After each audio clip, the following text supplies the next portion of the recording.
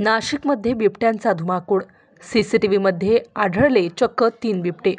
नाशिकच्या बोराडे वस्ती पाथर्डी वडनेर रोड पिंपळगाव परिसरात गेल्या 4 ते 5 दिवसांपासून बिबट्याने धुमाकूळ लावला आहे।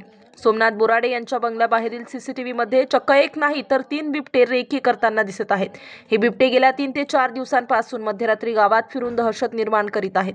तसेच आज सकाळी देखील मनोहर बोराडे यांच्या शेतीमध्ये एक बिबट्या आढळून आला, त्यामुळे परिसरात घबराटीचे वातावरण पसरले असून गेल्या 3-4 दिवसांपासून गावकऱ्यांना सकाळचे मॉर्निंग वॉक असो की शेतावरील कामे करणे ते देखील मुश्किल झालेले आहे, कारण एवढ्या मोठ्या प्रमाणात पहिल्यांदाच बिबटे आढळल्याने पिंपळगाव परिसरात दहशतीचे वातावरण पसरले आहे। दिवसापूर्वी माझ्या शेतावर 4 बिबटे खऱ्या अर्थानं रात्रीचे येऊन धुमाकूळ कोंबड्या वगैरे खाल्लेले आहे आणि आज सकाळी मी मॉर्निंग वॉकला जात असताना एक बिबट्या माझ्यासमोर मी शूट केलेला आहे आणि अधिकाऱ्यांसाठी मी अधिकाऱ्यांना विनंती करतो, वन खात्याच्या अधिकाऱ्यांना विनंती करतो की या भागात पिंजरे तुम्ही ठेवताय, परंतु नुसते पिंजरे ठेवून जाऊन उपयोग नाही। शेतकऱ्यांचं दहशतीचं वातावरण आहे।